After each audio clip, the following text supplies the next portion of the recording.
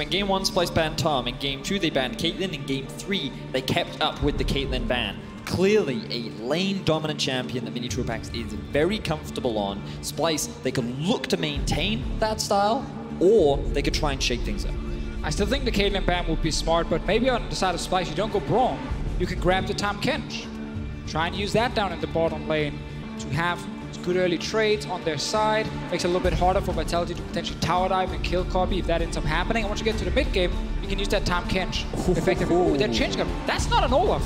But that is a Skarner. And now Splyce have to change something in that first rotation. I really like this because when Xerxe played Olaf against G2, they did not look good. It did not feel like it fit into Xerxe's wheelhouse. You're all about early game aggression, looking for an early snowball, getting those early leads. And while we've seen Xerxe be able to do it when he ganks towards the top side, outside of that, we haven't really found that same level of success. And one champion we have not seen at all in this series, not picked, not banned, is Xerxe's Zac. Now I know it suffers against the Olaf and the Skarner, but this is a pick that identified him as a playmaker, where he had so much impact for the Splyce lineup. Is it something that they can go for? If they're okay losing the early jungle matchup, then yes, they can do it, and they do bring it here. They need to win this game if they want to go to Game 5. This is the most important one for this team.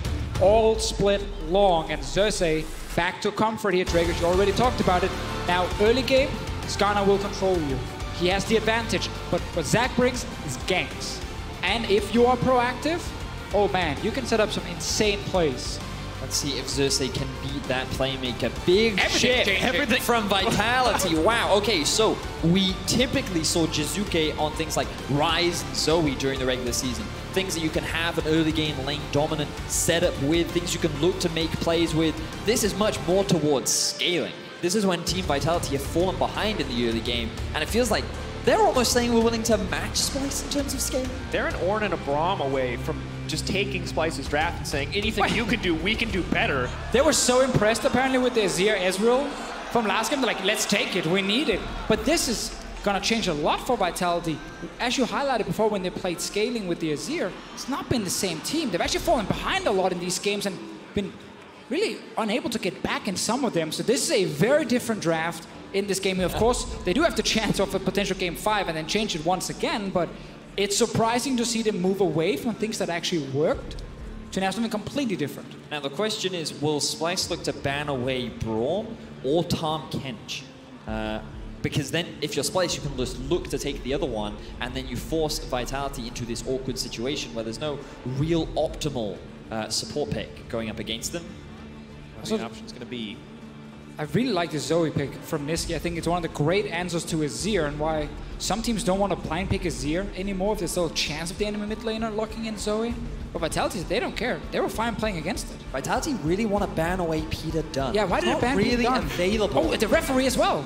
Try and take him off that coach. He has been pretty strong in the drafts. But you can't ban him, he's a coach, so instead Splyce will ban Tristana. Move on to their second ban. So they're taking away... Or rather, Vitality will ban Tristana. So GP just got banned by Splyce as their second ban. So they leave both Tahm Kench and Braum open for the second phase here. The GP being taken away, of course, kind of showing us, you know, they don't want to deal with GP against the tank top lane. And Cabochard, in the past, used to play it a lot. And on the side of Vitality, they take away the Braum, the only champion so far that Kasing has played in this series. They take away the Skarner. It looks like they're saying, we have a point advantage. Show us more, Splyce. What else can you actually bring to the table? Will this be AD carry and save last pick for Kasing, which is the classic Splyce strategy from the regular season? They also realized there's a high chance Vitality will play heavily to bot side, which is another reason for banning GP, because what he offers is not insane early game damage, it's a global ulti that also swings the bot lane in favor of Vitality. I'm feeling a Janna, Deficio. I feel like that's what Splyce are currently looking at. Vitality, you would expect them to go for something like the Tahm Kench right now. Very safe, very much in the wheelhouse of Jacktroll. You talked a little bit about the draft mirroring what Splyce did. They banned Braum, they can't take Braum, they can't so they can't 100% copy 4 out of 5, Vitality looking to try and outpace Splyce and say, you know what? I mean, to be fair, if you want to win a third-place match in style, taking the enemy's team composition and using it to beat them is a pretty impressive feat.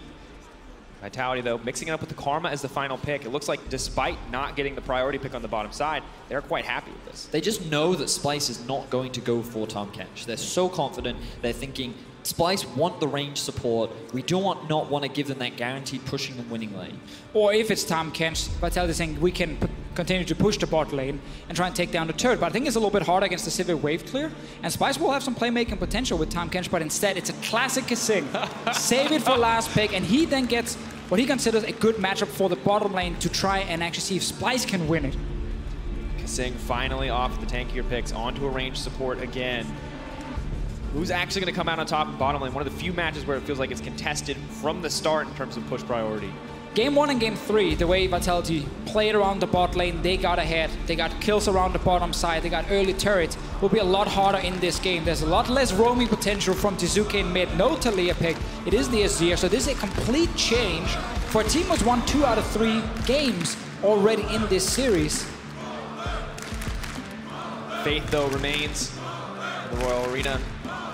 Kobbe, the crowd chants, ready to see if he could show up and carry this team. They've definitely given him the power to do so on this Sivir pick. Man, these comps are so exciting as well. Splyce drafting very much towards team fighting. They do have a bit of, I mean, when you look at this bottom, then you're kind of expecting the Sivir to have that push. But when you go up against the Karma as well, I'm really interested to see how the lane will play out. Will Vitality look to just constantly go aggressive, look for these trades, try and use that tendency of we want to win this lane to find that push? Because that's the lane they can play around. Like Zoe does well against the Azir. We have seen the Sion push against the Ornn every time we've seen this matchup today. Yep. So Splyce will be more than happy with the solo laners. Bot lane is where we're gonna get a lot of focus in terms of early push and see if one team can get the advantage.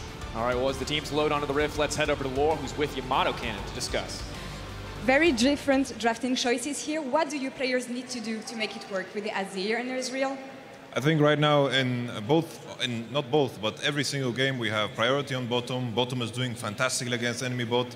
We're doing fantastic in top as well. As long as we solve our issue in mid lane, there will be no issues and we will go smooth sailing right into the victory. Okay, we'll see about that. Now send it over to our casters for Game 4, Vitality versus Splyce. V for victory. We'll see if Yamato Cannon is backed up by his players as they move forward into this game. But jungle priority is something we brought up in the draft I think is important here because we talk about push priority for these lanes. We talk about Nisqy potentially having a favorable matchup. But what does Gilius having the Skarner over the Xerxe mean for this early game? Well, we know that if Gilius are looking for early plays, his damage is way higher, especially 1v1 if he finds the Xerxe. It does require him to have some pushing lanes so he can actually invade. But if you look at the Azir pick as well from Jiizuke, Yamato Cannon just said, we need to solve a problem here. And that's probably because Jiizuke was lacking some sort of mobility in the lane and Xerxe was always around him. They didn't really like that. So they put him on this Azir, which of course is safe wave clear and a lot of ways to play more defensive. But it's an interesting change. He's going up against Nisqy's Zoe as well, who did have a really good game 1. 5-0-1 was his score, or 5-1-1 rather was his scoreline. We can see a bit of a sneaky play from Minitroupax and Jacktroll down on the bottom lane. They did push up into the brush on Splyce's side of the lane, and they will be able to get the first push on this 2 versus 2. They love to do this. Karma level 1, Ezreal level 1, fantastic. Ton of extra damage coming in for you. Of course, Karma cheating a little bit by effectively starting with the ulti to use on the very first hit, and Splyce will instantly realize it's hard to actually trade back against this combo from Vitality, and they like to do this. Solo start jungler, they sit bot lane already. And no spell shield to mitigate the damage for now, so Minitroupax and Jacktroll kind of as expected, once again, taking bot lane priority here, setting themselves up to do so. You look at the junglers, both are clearing to the bottom side as well. So top lane and island, as it has been across the vast majority of this series, but bot lane remains the center of attention. Yeah, I'm glad you brought attention to the junglers here, Drakos, because I feel like that bottom lane Scuttle Crab is going to be very important for Vitality to get for themselves. Look at how far they are pushed up already. What I'd love to see from Gilius is just make sure that Vitality have river control towards the bottom side of the map and give that extra bit of safety to Minitroupax and Jacktroll to allow them to play their style. Of course, he has a shrine there, so just really no hope for Xerxe to move in and contest. Maybe could go for a steal, but won't find the opportunity. Bot side vision secured for Vitality, and now Gilius wants to look for a little bit of an invade. Xerxe goes for the greedy double clear, oh, yeah. And Gilius could just look to turn this back against him. Because they got that pushing bot lane, he can go in here. He knows there can be a support roaming in with him, but Xerxe for now just stepped away. A lot of members around. Reminds me of game 1, where we might get some very early fights. Instead, Xerxe ended up losing a ton of HP and did not get a single camp because he wanted both. Gilius is back. It's one of the big things about Xerxe as well. When he's going through the jungle, he does lose a lot of his own health because health is the cost for using a lot of his abilities, and often you don't always see it punished, but Gilius right now utilizing the fact that he does have the power lanes, as you identified, Deficio, to try and put pressure on. And because Nisqy moved down earlier, Jiizuke got to push in mid first, so Nisqy's now stuck under his turret. Can't really assist his jungler, and this is why we talk about the risk of Xerxe and the weaker early game. Skarner invading in, Vitality putting all the focus on getting push in the bottom lane, level 1, level 2, so Gilius can do exactly this. And Xerxe, he's gonna regret trying to do both camps at once potentially, or he just realizes, you know what, there's nothing I can do. And look, you can see 8-1 record, 7.5 KDA with the Xerxe for Xerxe during the spring split. This is a big comfort pick for this guy. And we saw it permanently banned in his series against G2. No one wanted to let him have this. Vitality were unconcerned, did not want to spend a ban on it, and we're starting to see why. When they have the priority in bot lane, they just take everything from Xerxe. But that also ties in with the confidence that Vitality have in Gilius as a jungler. We know that he likes to be aggressive. He likes to assert himself into the enemy half of the jungle. He's done it every single time he's got his hands on Olaf, and he's doing it again here because he knows he has the winning match. It's just perfect use of that early pressure on bottom side. Yes, okay, he needs a little bit of help to fully kill the Drake in time. Will go down now, and Vitality, good start from them. Xerxe will get his Raptor camp, potentially try and invade against Gilius, thinking that Gilius will go back to base and try and return the favor a little bit. We talked about one change, it was the Xerxe. Kasing, the other big change, now onto a range support. A lot more of comfort picks coming in for him as a player. We've seen him much more successful. He has no champion boards. You know, and it's interesting that you bring up the bottom lane as well, Drakos, because remember when Minitroupax got his hands on the Sivir and we saw Ezreal being pushed under tower and he really struggled, whereas this time around it's so different, and it's all because of the difference in supports. Vitality recognized that, listen, if we go for a Karma now, Kasing will either pick a ranged support, which will still give us the push, or he'll go Tahm Kench, guaranteed the push. And if they just recognize that in the draft, they know that Splyce have this tendency to try and give Kasing the counter pick. They were ahead of the curve, and now they're the ones controlling this bottom half. And also just because they start their level 1, they don't help the jungler. That's very true. They sit there and abuse the strong early game from the duo they have to further get control in this lane. And then they tie it up with Gilius coming on down to bottom side and invading Xerxe. So it's a good start from Vitality. Not a giant gold lead just yet, but we're still so early that having a giant CS lead on your AD carry is all you want. Of course, you have to remember, you see this 10 wins, 3 losses on the range supports, tanks 3-8. This is before the series, of course, so it's not factoring in the recent Braum performances. Definitely more favored on these range supports. However, this time, it's starting to turn against him. Yeah, we just really wanted to highlight the difference in preferences and playstyles for the support for Splyce. So far this game, he certainly has been striking. Now a thing to look for is, when can Kobbe go back to base and get a BF sword? That's kind of the big thing for him. Deficio, never. He's never allowed. I mean, at the moment he's not. Already, 65 to 44. Yeah, typically you try and call down your jungler to bottom side so you can actually push out the lane, and then he can go back and get a fine recall without losing too much.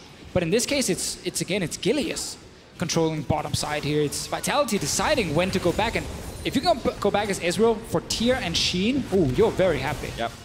Very happy indeed. I think it's important to remind people exactly what's on the line here, because with their backs against the wall, Splyce go back to comfort. They get the scaling pick for Kobbe. They're happy to play around the bottom side. Kasing gets a comfort pick as well. Xerxe gets the Xerxe. But if it's now getting turned against them, that is a grim state to be in. And both these teams playing for that spot at Rift Rivals in summer of later this year, going up against North America. You heard Yamano at the beginning of the show talk about how that international experience is so valuable. 3 rookies are competing to be a top 3 team in Europe, along with the veterans of Gilius and Cabo. And with the confidence that Gilius had coming into the split, he certainly has been able to back up a lot of his words. So Vitality want to try and end their first season on a high. But of course, on the road to do so now, Splyce are going to be in a bit of a tough spot as we look back at the bottom lane. We look at the itemization coming in as predicted. There's his BF Deficio. He finally BF sword finally coming in. But sadly at the same time as that Tyr plus the Sheen. Yeah, Kobbe could not decide when to go back to base, so that suddenly Minitroupax could not complete those 2 items at the same time. And Kobbe's gonna be happy that he didn't lose more HP on his turret, because obviously Minitroupax has been keeping the wave here, waiting for Jacktroll to return. And now there's level 6 on the Ezreal, level 6 on the Sivir.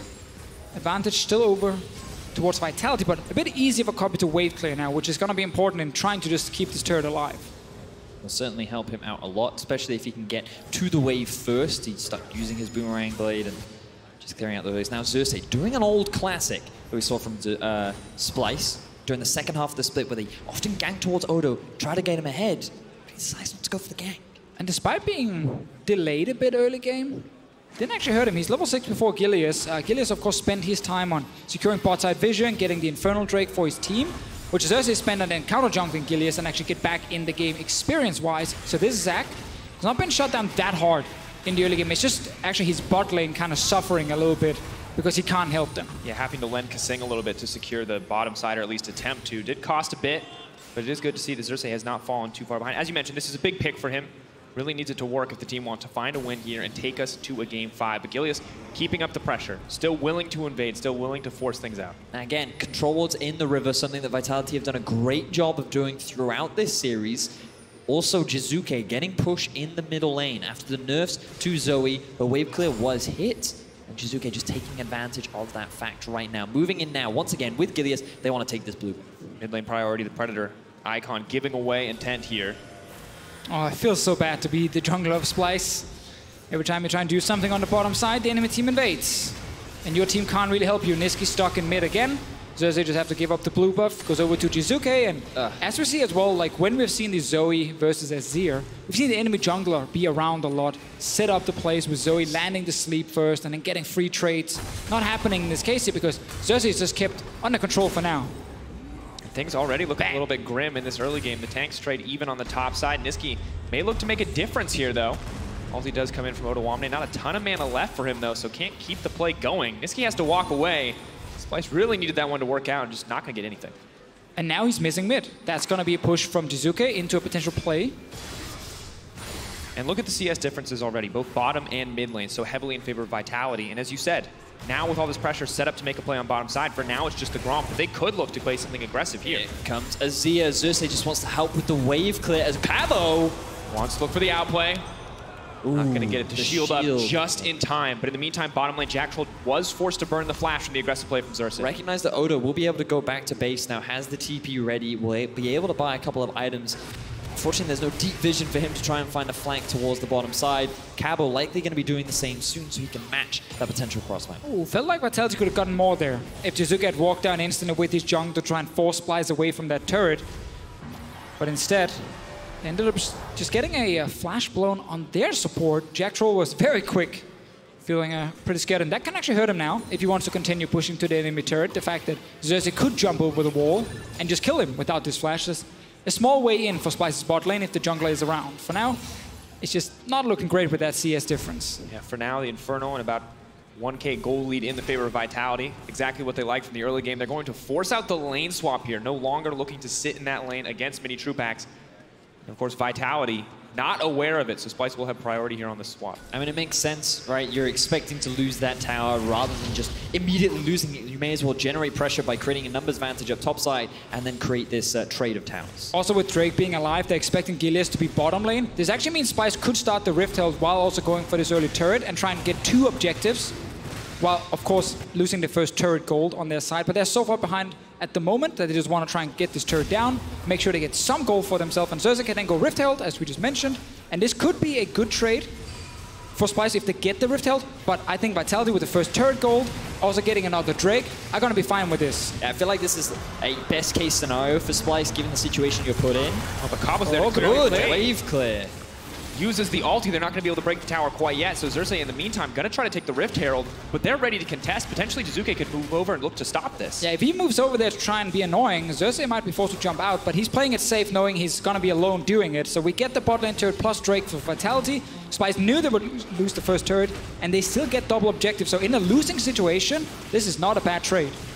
Happy to have it, but it does mean that because of the wave clear, because of the extra time it took to take the top lane tower, that Vitality are in a good position on the map to keep pressuring out. Their bottom lane already en route to the top side, ready to take another tower if they're left uncontested. I'm curious as to why Splyce send their 2 versus 2. Will they look to continue with the match? I feel like it makes the most sense given that there are little objectives on the board. Potentially they move the mid, but I feel like that for the time being, you just want to keep that farm incoming and then just keep towards the top side. And because they're behind in the play now, as you can see, Minitroupax and Jacktroll already back in lane, ready to push, they have to actually match the dual lane, so they don't suddenly give up another turret without being able to get anything in return. They go back top, they have quick wave clear on this Sivir, there's some attack speed now as well, so Kobbe should be able to hold the turret, and then you try and just even it out if you're Splyce. Have a look at Odoamne's positioning as well. He did push out bot lane and made a sneaky roam up towards mid, but because of these 3 wards that were just littered around, 4 wards, my apologies, they were littered around for Vitality, they were able to spot Odoamne. Fourth one a little redundant. Yeah, as he roamed down. So no play in the mid lane was able to happen. And things looking pretty good for Vitality. Splyce doing their best to trade back, still relying on that Sivir to scale up. Minitroupax getting closer to the 2-item spike that the Ezreal loves to have, but Tier at only about 400 stacks, so not quite in range of getting that massive power spike that he wants to engage for a little bit more. We're just waiting. We're just waiting for the big plays to happen. Guarantee you, once we get past the 20-minute mark, we will get quite a lot of team fights between the two. I feel like we're back at the early start of the split, Deficio, where it was all about just a lot of farming, scaling, wait for late game team fights around the Baron. Okay, this is not double targets. This is not as bad as double Relic Shield meta. It feels like compared to the rest of the series that we've had so far, this has been a very low action game. You know, we've seen so much early activity from either jungler. To be fair, every time we say that, within like 2 minutes, people I know, start that's dying. why I said it. I was baiting it. I was hoping that would happen. For now, Vitality happy just pushing with the dual lane, but sadly, because Sivir got items, they can't just push onto the turret anymore, and this buys a lot more time for Splyce to continue to just kind of stall the game out a bit. And around mid, we could potentially see a play, but because of cleanse on Jiizuke, it's hard to kill him in a 2v1. And one thing that we looked at a lot in the previous game was kind of scaling on both sides as we get into these games where it looks like both teams are content to farm. Vitality have mixed it up. Now it's Jiizuke who is their late game scaling threat. Splyce have done the same. It's Kobbe on the opposite side who actually benefits the most from us having this kind of slower game where both teams aren't necessarily looking for the most aggressive play. I mean, I feel like there's benefit from both sides, but we've got to keep our eyes on what the jungler is up to right now. Getting a bit of control towards the top side. Jiizuke also roaming up, given that he did have push over mid. And again, just look at the river. Vitality, good vision control with the control wards. I think their eyes are set on this tower. Jiizuke looking for the engage. Just the movement speed there. Gilius going to get pulled back. And no follow-up there for the team. Jiizuke doing what he can. Not going to be enough of engage, though, but they are starting to look for it. This is Xerxe once again. His ability to read what Gilius is trying to do. Often a blessing and a curse, given that he often tries to mitigate a lot of the plays that Gilius tries to make, but then fails to be proactive himself, just like we saw in Game 3. Most classic Splyce stalling strategy is Xerxe just launching himself towards the enemy minion wave when it hits the turret. He will do it over and over and over just to force the enemy away. But in terms of, you know, your question before, Drakos, what does it benefit the most? Like, if you look at the entire split, the fact that Splyce have a late game carry that is Kobbe, that's been a way they've won a lot of games earlier, where Jiizuke's Azir, while it's been fine, it's been hard for him to solo carry his team in the late game. I still think Vitality showed last game they can easily beat Splyce in team fights, and it's just going to come down to the individual play between the two big carries and the setup. Of course, a very different game, too, in terms of who has the damage pressure. A lot more pressure on Kobbe, a lot less pressure on Nisqy to be the big source of damage output, but does need to look for those picks. Him and Xerxe need to get these fights started on their terms. Look, 4 members grouped up from Vitality in the middle lane. Given that Splyce just used the Rift Herald top, they know where Xerxe is, and they can feel pretty confident that they can take this tower. They're standing in the way of the minions to make sure that they stay alive, but here comes Odo. Let's get the engage. Is going to connect onto Gilius. Snare going to come in from Jacktroll. Will connect, but there is no follow-up. TP now used in response, but canceled out. Not looking for the They're baiting us. We think a fight is going to happen, but no, it's just to force Vitality away from the turret. Splyce do have the Rift Herald top side, actually about to charge into the turret. Meanwhile, all the members are around mid. Jiizuke does take a bit of damage. Has to sidestep there. Knockup is going to connect. Jiizuke now in trouble. Needs to make it out to safety. Shifting sands, not enough. First blood comes in for Splyce. Xerxe now locked up under the tower. Cannot be displaced. Will just make it out with a sliver of life. In the meantime, Minitroupax does what he can, but Splyce with a nice little win. Now, Splyce utilized the pressure from Rift Herald to just group up mid and force a play. Cabo didn't have TP, so he couldn't really set up a flank or respond to the initial engagement coming out from Splyce. And they have Zac, Sion, and Sivir ulti, so they're more than ready to just say, hey, we have more people, we're ready to fight. And a little bit too relaxed from Jiizuke in that mid lane. Not respecting the fact that all 5 players from Splyce will actually be around, so he stays out, dodges around a little bit, still saving his flash, gets knocked up, and then ends up flashing to the side and just dies.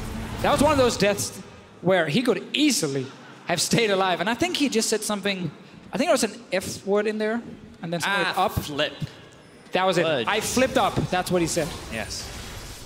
Well, I think you got to, I mean, from his perspective, maybe he was outside the hitbox, not used as much to playing against that Sion. Because he always plays with Sion on his team? I mean, I got to give him something, right? You tried. On my screen, it looked like he was a little bit outside of it, but... Not on mine. Can confirm, I've just been told by production that Jiizuke said, holy moly. Holy moly, guys. It's one of my phrases, actually. It's, holy moly. I can't believe that it just happened. We might get a fight around this Drake here. First two went to Vitality. They're all setting up around, and Nisqy is pretty low. Now, the Ornn ultimate is still unavailable for a little while, going to be up relatively soon. Troupax, I believe he used his ultimate to clear out a wave, but still stacking in the top side from Splyce. Splyce, though, they don't feel confident to fight right now, so they're just going to go back to base and concede for now. Vitality getting yet another Drake. 3 backing them up, and incredibly powerful ones at that. Earth, Wind, and Fire, baby. A true classic. This is like the only time I've ever seen that. I don't even understand the reference. All I know is casters love making it whenever they see that. I mean, you pointed at it, so I had to do it, but it's been done so much now that I try to avoid it. That's fair. But it's okay. I gave you a freebie. You're welcome. I appreciate you. It was also Earth, Wind, and Fire in like game 2.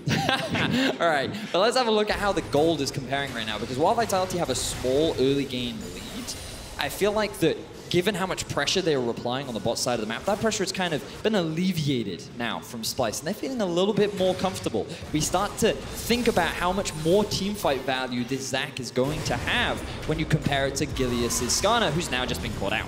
Has to walk away, does not want to get kidnapped there. Xerxe goes on the retreat. Used to be able to threaten the Xerxe, to duel, to shut him down, but Xerxe starting to get tankier, getting a lot harder for Gilius to really threaten the tanky Xerxe. So we've not seen Xerxe being shot down. Big thing for Splyce. He now forced another summoner against Gilius. That's a lot of playmaking potential being removed. Odoamne gets a bit of damage on bottom side.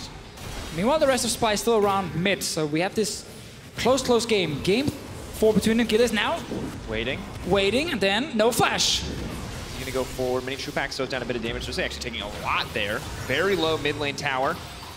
Jiizuke willing to body block here. And we can see Minitroupax. He's in that lovely position as an Ezreal, where you have your 2 items and the enemy AD carry needs 3 to even do anything in the game, and he can actually try and abuse it. So he's around mid, dealing a ton of damage with his poke, and this mid lane turret should go down fairly soon, but Odoamne is around. Can he ult in and force a fight? Want to get the tower, slowly ticking from the red buff. Sleepy Ezreal could be good. Tries to flash out to safety. Odo not going to pull the trigger on the engage. Being shown there from Minitroupax. Interestingly, even though Cabo did TP to mid, Splyce never tried to force the fact that they had TP advantage over their opposition. Right now, that with Cabo's back up, Xerxe now looking for a fight. Jacktroll wants to get the fight started, but it's a bit of a split engage here. Both members going to each side. Minitroupax now free hitting onto Odoamne as the team is not there to back him up. He's going to look to get out. Sleepy goes in. Kobbe now wants to get a kill on Jiizuke, but a very split engage means no one is going to drop. It's a lot of poke damage coming out from Minitroupax, but they've always got to be careful of the amount of burst that Nisqy does have on the Zoe. I feel like we see this a lot this game, though. Like, potential fight about to happen, could be a big one, and it's just a bit of damage being dealt, and everyone backs away. Really setting up for the next 10 minutes, and what hopefully becomes the first full-blown big team fight between the 2 teams. Baron is alive, can be played around soon. Vitality, Dragon lead, small gold lead on their side, and mainly just Minitroupax being very far ahead in terms of his actual damage output we've seen so far in the game. But Kobbe just completed his shift, therefore he can try and match some of it. One of the biggest struggles we've seen when it comes to Ezreal being played in Europe is utilizing the 2-item spike to the fullest.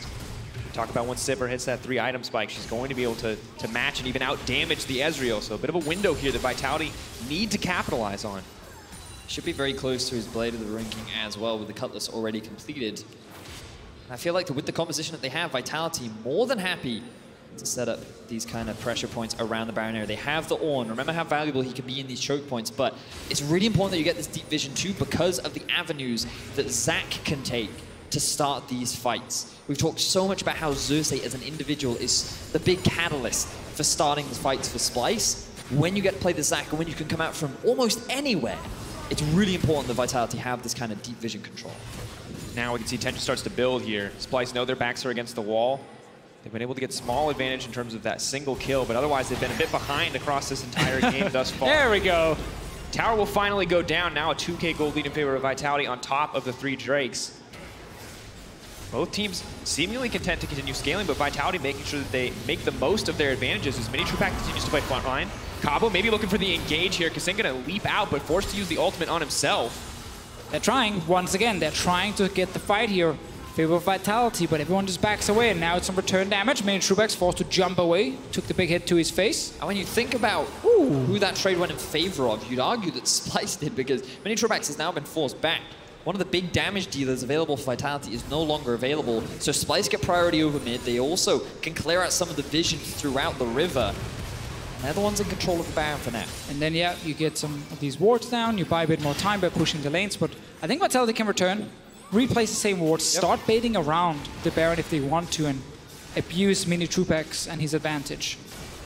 Next Drake coming up is an Infernal as well. Could be yet another catalyst for a fight. We've seen this in games prior where that dragon is the big objective, gets contested, and can often be where blood gets spilled in the immediate follow-up there, and sometimes the prize for going for those big aggressive team fights. And we see it, Sivir still a little bit far away from the 3-item spike. Nisqy working towards the death cap.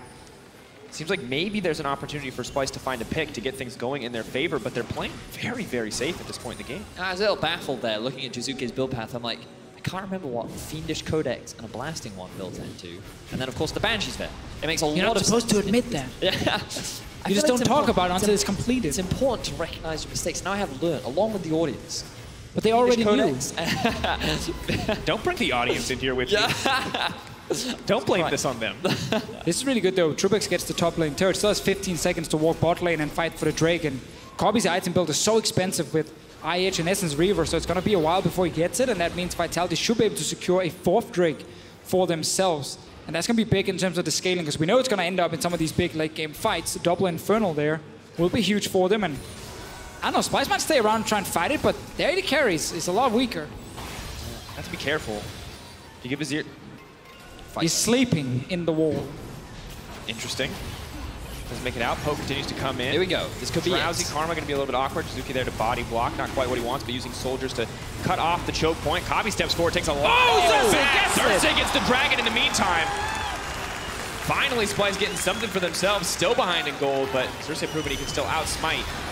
Okay, now on the front lines. He's ready. He's going to flash out to safety. Now they're going to look for the follow-up, but Xerxe's in the back line, suppressed before he can get anything else out. Meanwhile, Splyce is starting to clean up the fight. Minitroupax on the retreat. Odoamne perfectly on the front line. They can't step into the sleepy trouble bubble. Everything is falling apart for Vitality. Splyce finding a fight to start things off. It is just Kobbe and Minitroupax versus the world, but Nisqy is running down, looking for one more kill to bring it in. Slowly they're backing off. Kobbe running for his life, but a massive fight for Splyce. And it all started off with Jiizuke making such a big misplay. Nisqy punishes him so effectively. And off the back of this fight, Splyce have their eyes set on the Baron. Yeah, they've been stalling and stalling and stalling. It looked like they were going to lose another Drake, but Xerxe flies in, steals it from Gilius. Now they win the fight. They go for the Baron here. Minitroupax, not a lot of mana on him. He might have just go back to base, and what an early swing in favor of Splyce. 3K and dropping. Look like the Baron will be secured on the side of Splyce. Massive turn in their favor. Getting ever closer to that late game fight. So let's have a look. Jiizuke here, he goes over the wall, trying to take down the support. And Nisqy's like, okay, I will take free fried chicken, and picks himself up an easy kill onto Jiizuke. He gets himself a double kill. The bubble there to zone Minitroupax and the rest of his squad away, trap them in that choke point, and secure what was a very clean fight. And Kobbe just went back and fully bought an Infinity Edge. Ooh. That was the whole thing. We were kind of like, oh, Minitroupax is going to be stronger now. This is a good time to fight for Vitality. But then the animated carry picks up kills, gets a Baron, gets an Infernal Drake, and now he's on 3 items. That was a huge advantage for Vitality. Here comes Gilius. They need to get some kills here. Right, they need to knock somebody up. They need to take somebody out. The flashes come out. It's the only advantage they're going to get. Both sides backing up, but Vitality hungry to get an edge. So Flash is now gone for Kobbe. Gilius, he did use the Predator, I believe. The Righteous Glory is unavailable as well. And Cabo's ultimate is on cooldown, rather.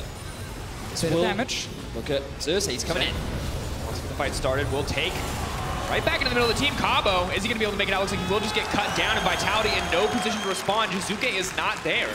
This is regular season Splyce. Fall behind, stall the game, look for one big fight, look for one big engage from Xerxe, and then you're right back into it. He finds another counter engage here onto Vitality, and Kobbe, he just wants to get a QSS at this point because he knows the only way he dies is if Gilius ults onto him, and he can probably get it next time, especially with the extra gold. Jiizuke is around top side. Will he do something here? No, Instant is walking in. turret will go down. Doing what he can to clear it out. Meanwhile, Nisqy's on the bottom side pushing in, using his Baron buff to keep the split pressure up.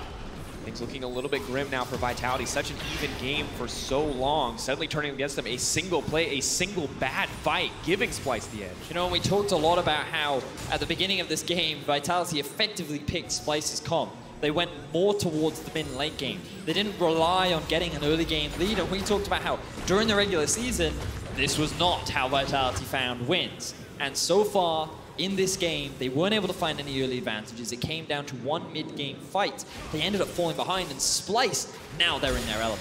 I like what they tried to do with the bot lane at least. Take the Ezreal, try and win it super hard, get Minitroupax to get really far ahead of Kobbe. But then if you lose that fight at the Drake, which is the entire thing you've been building towards, it all falls apart. Exactly, and we saw such good use of the bot lane priority. Gilius was shutting down Xerxe, but it didn't matter. They were winning bottom lane, but it didn't matter. This is the thing. They got the lead, and they just could not keep the ball rolling on the side of Vitality, and suddenly, we're in a Splyce favored game. And I kind of have to bring attention to Jiizuke, because he's been kind of the up and down player. He's either making the hero play, or he's the one getting caught out. And that fight, he goes for the support. He makes the biz misplay. Let's see if Vitality can get the engage. Kasing wants to get out fast enough to dodge out. Gilius just continues to run forward. Xerxe, though, ready for the counter engage. But so far, what have Splyce been able to get off the back of this Baron? I believe they took one tier 1 in the mid lane, and Nisqy took the tier 2 down in the bot. So they were able to get a couple of advantages, but they haven't actually gained much ground onto Vitality. Vitality are just forcing these fights to try and delay the Baron as much as possible. Of course, next Dragon a Cloud as well, so maybe not ideal for the time period in which Splyce feel very confident about their control over the map.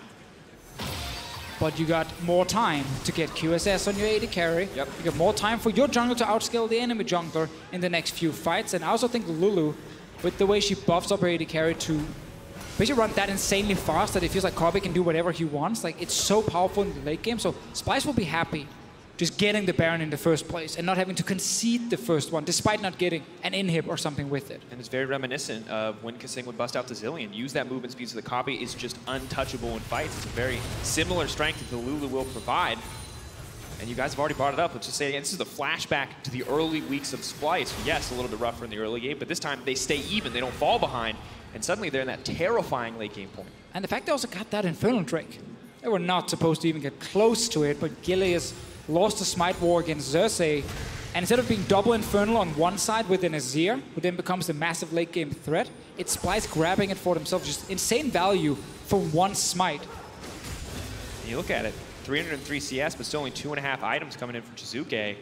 Opposite side, 3 items for Nisqy, 3.5 for Kobbe as well. This is a very difficult team to play against as we get later in the game. Jiizuke has to play perfectly, and he doesn't have the same luxuries as Kobbe does. He doesn't have the extra movement speed, a little bit from Jacktroll, but not nearly the same amount.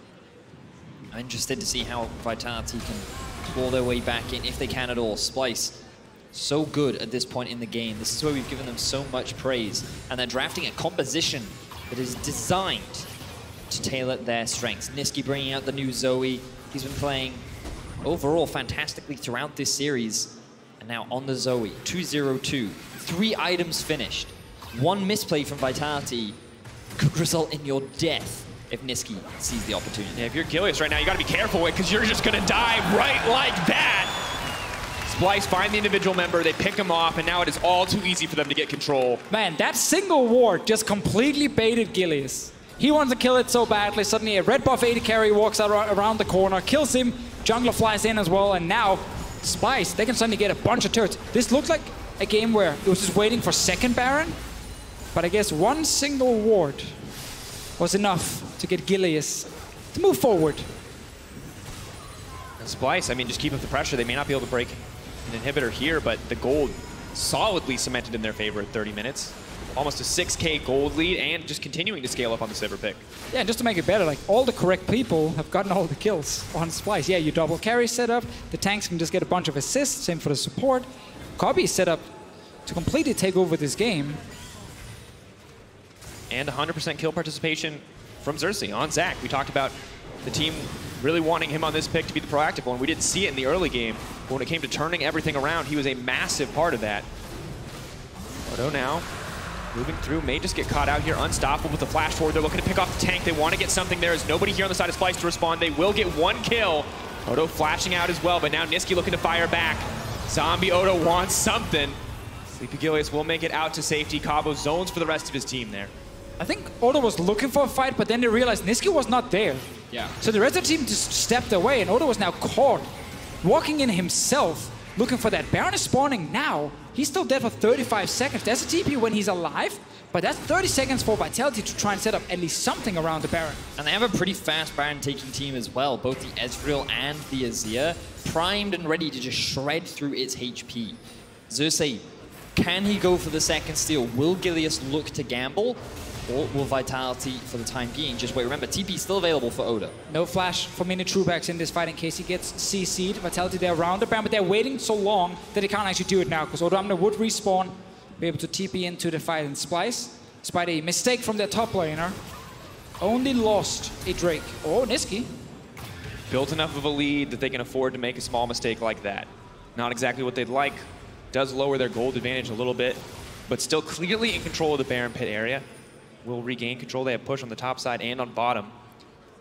Things looking pretty good for Splyce this time in the game. Yeah, really good. Look, your AD carry is practically full build. Late game Sivir, pretty terrifying, especially when it's in the hands of Kobbe.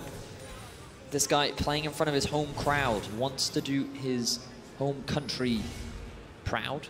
I think I repeated that twice. Makes him proud every day by being Danish. That's true. Let's see if he can pull it off. These late game team fights are going to be so important for them. They have control over the top side river. And so with Zac again, think of all the angles he can look for to go for an engage. Right now, he has his eyes on his opposition. Kobbe could be in trouble here. Spell Shield does come through, but a lot of damage goes back on him. Odo now on the retreat. Vitality think that they find an opportunity there, but just burn a lot of ults. So that was a good play from Vitality. Kobbe stepping forward to try and deal a bit of damage. That flash could be huge for the next one. We know this Dragon here could decide the entire game. I mean, the Baron, of course, on the top side, if there's a fight happening, but there's probably not. Wait, Jiizuke's bot lane killing a wave. Why did Jiizuke go bot? He's not the one with TP. Can Gilius get the Gilius steal? does not have flash. Splyce is just going to get another Baron. No congestion. What was that play from Vitality? Your top laner has TP. You have options available, and they give away a free Baron to Splyce that they are more than happy to walk away with. They want to hear Silver Scrapes. That must be the answer. You have to think that there might have been something a little bit more than musical preference there in that decision. I'm pretty sure Vitality, that was their only rationale. It's also the classic mid laner saying, guys, this is my farm. Do not touch this farm. I'm behind in this game. I need it. But again, we were talking a little bit about eyes on Jiizuke and how he's made amazing plays, but he's also made detrimental plays to his team. This was another one this game which could really hurt him and could very well have cost the game for Vitality. That kind of moment, though, is often like a team call or someone not communicating. If Jiizuke is saying, I'm going bot lane, someone should be yelling, no, no, no, no, no, no, no, you should not. We need to contest this Baron. We just forced flash from the enemy AD carry. This is a good moment for us to try and get back in this game. But he walks down there, and now Splyce moving down towards the mid lane. They have quite a lot of lanes to push in first before they can do anything. Bot lane is pushing actually against them right now, so they only have top. Now, what Vitality did last time Splyce got the Baron was force a bunch of engages to try and just delay the buff out. Splyce were able to get a couple of objectives, but they couldn't really break into the base. There's only the inhibitor turrets now standing in Splyce's way. They've already started building up a wave in top and mids, and they're looking to push things in. It's so hard for Gilius, though, to actually force anything. He's level 14. He's so squishy when he steps forward. He's trying a little bit. That's one hit in his face. And Xerxe, of course, waiting over the wall. If he had stepped any further, there would have been a Zac in the middle of the Vitality lineup.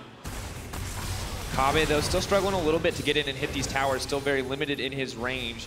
And the bot wave just continues to build in the favor of Vitality, so that will relieve at least a little bit of the pressure, stall out some of the Baron buff here. Yeah, a lot of it, actually, because Splyce are completely resetting the map. We've seen them with Zac dive over the wall and appear behind the inhib turret to force the enemy team away and then kill that turret. Not doing it this time around, playing it extremely safe, realizing they have to go back to the bottom lane and catch that wave, and now trying to set it up again. But Elder Drake is spawning in about a minute's time. Cannot afford to lose that. If Vitality gets it with 4 Drakes on their side, and they can get that fight right after, that's a way to just win the game straight up. Ever important win conditions, big objectives, kind of everything for both of these teams. Without a pick, without some kind of favored fight, they cannot really break a base. Need a Baron or an Elder Dragon to back them up. Splyce, though, doing what they can with the last 50 seconds of this Baron buff. However, Waves just are not in a great position. Make it one more push on that mid lane tower or on the bottom side, but Vitality moving in. Have to be careful here. The vision in the mid lane once again. Big for Splyce, may look for the engage. They're baiting a little bit. They're hoping it comes through. Minitroupax. Oh, Troupax! He's gonna get the knock up. Now has to try to make it out. He's not gonna get the chance. Kobbe on a rampage! Running through, just a single kill picked up, but there is the follow-up damage. NCC Nisqy speeding his way through the Vitality lineup. One member down. Splyce are gonna look to blow open the space. Who'd have thought that Splyce just sitting in a brush, waiting for Vitality to face check would be enough to break into their base. Splyce looking to take us to game 5, looking to claim vengeance over Vitality. Nisqy trying to make his way out, but Xerxe goes right back in. Beautiful chain CC. The follow-up is there. Splyce want to hear it. Silver scrapes, baby, they say. We will turn this one back. We will try to bring it home. They are going to bring us here to a game 5 in the 3rd place match. Zach from Xerxe. Rough start, got invaded on. We're like, oh, okay, this is the problem.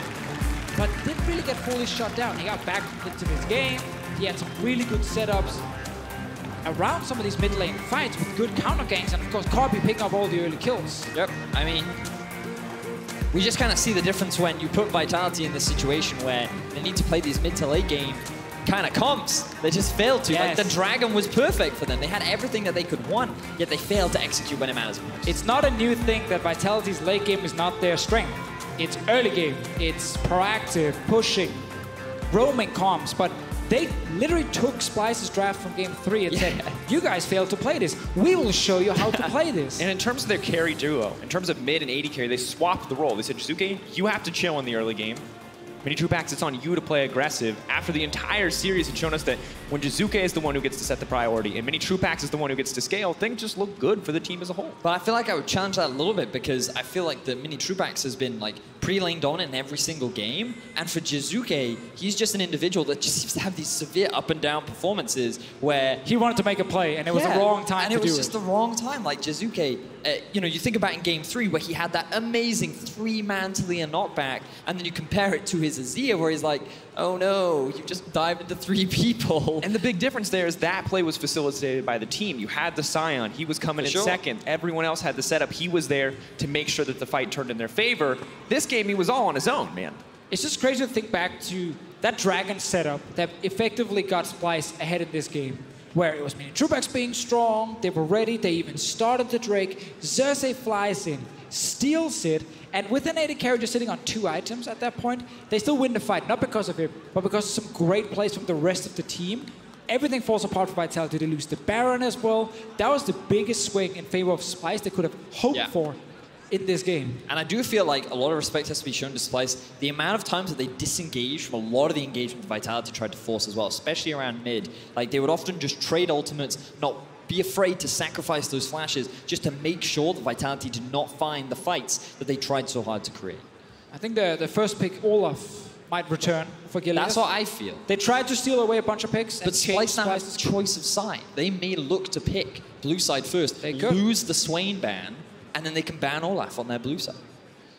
A lot of options, a lot of variants available for whatever these guys want to do going into game 5. Vitality had match points. Splyce kind of took it away from them, matched it up, tied it out. A single game left between both of these lineups. The pressure has to be building for both of these squads. Vitality were hoping for the 3-1, a confident closeout. Splyce now looking to bring it back. Remember that a place at Rift Rivals is what's on the line for these two teams. They want to be in next summer split, going over to North America, competing against the North American teams alongside G2 and Fnatic, getting that international experience. And for both teams, it would be extremely valuable, especially when you think of the veterans that are on the side of Splyce. I mean, the points as well. Going to points as well, yeah. Always end up being important. People ignore them in the spring split, and then when we actually tally it up towards the end of summer split, and we're like, oh, this team has the most, or second most points, so they get to go. It's typically from the spring split. Yeah, normally is the case. Well, Splyce and Vitality have given us a perfect start to the weekend as we gear up for Game 5 in this thrilling series. The decider is just minutes away. Do not miss it. We're doing fantastic in top as well. As long as we solve our issue in mid lane, there will be no issues, and we will go